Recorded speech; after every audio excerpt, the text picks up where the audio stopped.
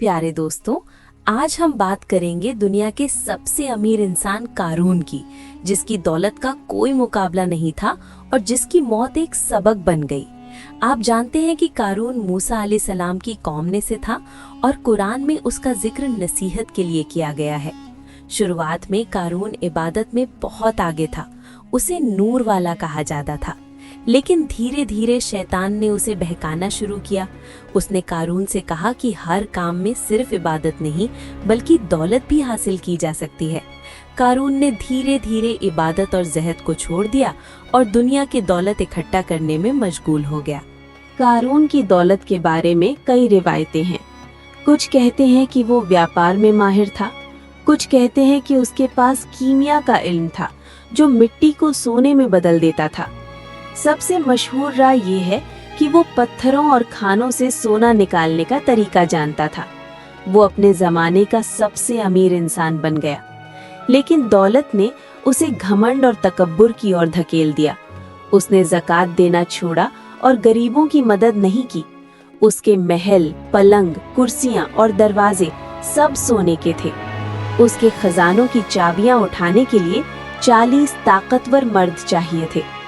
इस घमंड ने उसे अल्लाह के खिलाफ विद्रोही बना दिया। जब अल्लाह ने मूसा अलैहिस्सलाम के माध्यम से कारून को हिदायत दी कि दौलत में तकब्बुर मत करो और गरीबों की मदद करो, तो कारून ने उनकी बात नहीं मानी। उसने दावा किया कि ये दौलत उसकी खुद की समझ और इल्म की वजह से है। यहाँ से उसकी मूसा अलैहिस्सलाम से दुश्मनी और बढ़ गई। अंततः कारून ने अपने खजानों के साथ एक शानदार जुलूस निकाला। लोग उसकी दौलत देखकर उसकी तारीफ करने लगे और मूसा अलैहिस्सलाम से दूर हो गए। मूसा अलैहिस्सलाम ने उसे फख्र और गुरूर छोड़ने और अल्लाह के आदेश मानने की नसीहत दी, लेकिन कारून ने नहीं माना।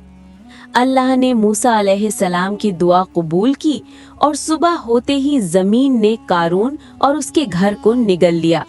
उसकी दौलत, महल और उसकी सारी ताकत एक पल में खत्म हो गई। ये कहानी दुनिया को दिखाती है कि दौलत और ताकत का असली मालिक सिर्फ अल्लाह है। आज कारून का खजाना कहाँ है, इसके बारे में कई अफवाहें हैं। कुछ कहते हैं मिस्र में बहरे कारून के पास, कुछ कहते हैं नैनवा में, लेकिन कोई सच्चाई सामने नहीं आई। यही दर्शाता है कि दौलत और ताकत अस्थायी हैं और दुनिया की चमक दमक हमेशा नहीं रहती।